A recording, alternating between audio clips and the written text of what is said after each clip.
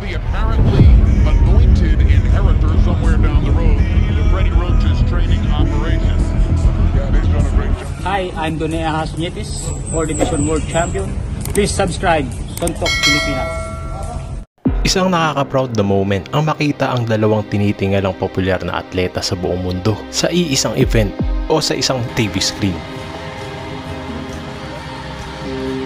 At napakaastig na masaksihan ang pagsama sa entourage ng WWE Superstar, ang half Greek, half Filipino na si Dave Bautista o mas kilalang The Animal Batista. Yeah. Maalalang noon na mas naunang bigyan ng pagkakataon si Undertaker na sumama at makaakyat sa ibabaw ng ring noong laban ni Manny Pacquiao kontra sa Mexican fighter na si Hector Velasquez. Yan ay ginanap noong 2005.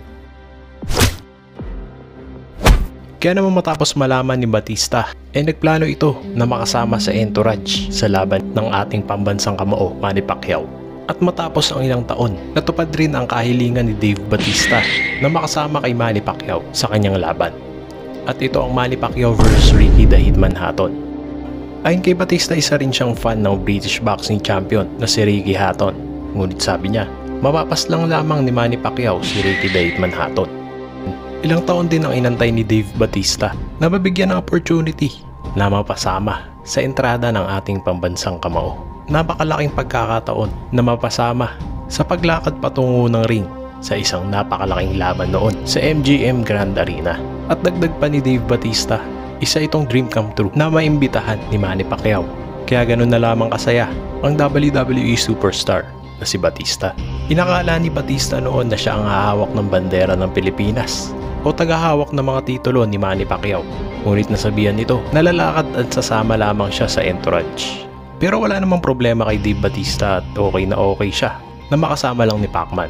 Dahil makatabi lamang niya si Pacman, parang nasa ulap na raw siya. Ayon pa kay Bautista, ito ay isang big deal para sa kanya. Dahil nga sa kanyang pagiging half Filipino, proud ito sa kanyang pinagmulan. Magugunita din noong 2006 bumisita si Bautista sa Pilipinas. At dito nagulat ito dahil hindi niya kasukat akalain na marami pala siyang fans at nakakilala sa kanya. At hindi makapaniwalang dinudumog siya ng mga Pilipino noong siya'y bumisita sa Pilipinas. Ibinahagi rin ni Bautista ang kanyang Philippine flag tattoo sa kanyang braso at sinabi niyang gusto niyang malaman ng mga tao na siya ay proud kung sino siya. Nakakabilib ang mga gantong pangyayari at nakaka-proud maging Pilipino. Dito natin mapapatunayan na iba talaga ang lahing Pilipino.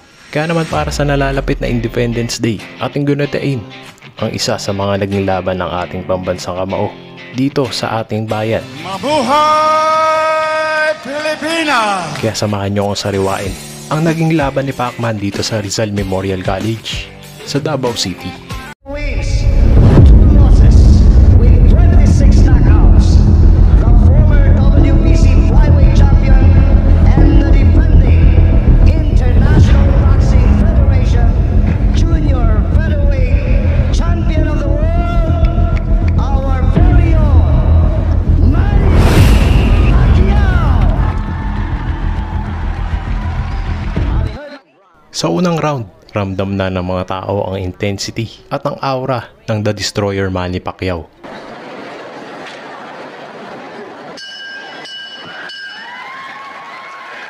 And here we go. Manny Pacquiao, very evident here, the height advantage, the reach advantage of Papakov. Papakov is 5'7", Manny Pacquiao a little over 5'5", also the reach advantage. The Thai has... At sa bakbakang ito, sinisiguro ko sa inyo na hindi kayo kukurap sa inyong makikita dahil sasaglitin lamang ng ating pambansang kamao, ang dayong Thailander. to his opponent up close. That has always been the game plan of Manny Pacquiao. Intimidate his opponents right from the start. Make his opponents feel his power. Pressing the attack, Manny Pacquiao. Papakov not known to be too mobile in terms of foot speed, but he does have that reach advantage. He likes to throw that right jab. Both of them are southpaws. And he got a good left there. Drop the chin, back off. That's that long reach of Pacquiao here. shaking off the punches. At ilang segundo lamang ng laban ay pinabagsak na agad ni Manny Pacquiao ang kanyang katunggaling Thailander.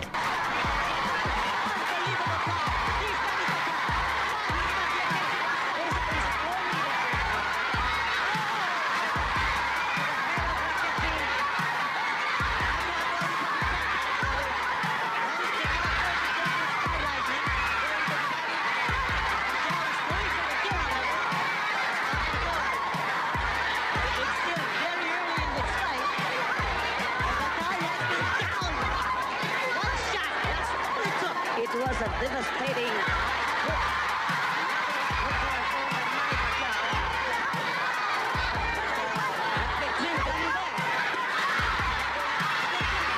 At maya-maya pa ay pinamalas na naman ng ating pambansang kamao kung gaano kalakas at kabilis ang kanyang mga kamao.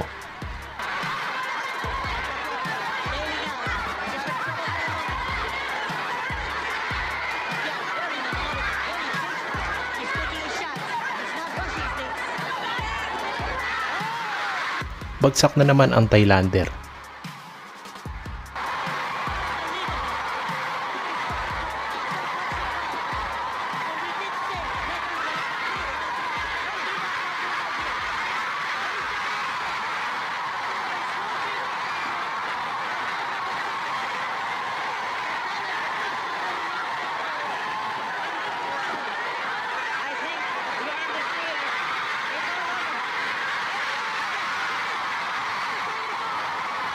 Itinigil na lang referee ang laban, wagi ang Batang Pacman sa round number 1 via TKO.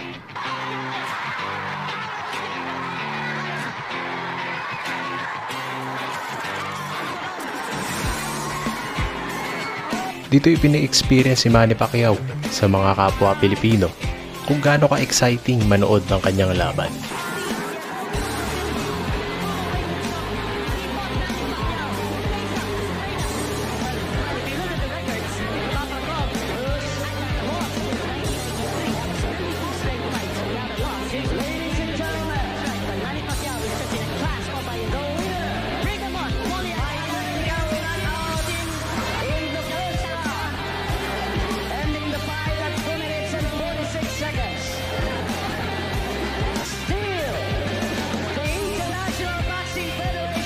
Sa bilis ng laban, papakita natin ang mga slow-mo ng mga pagkakabagsak ng dayong Thailander.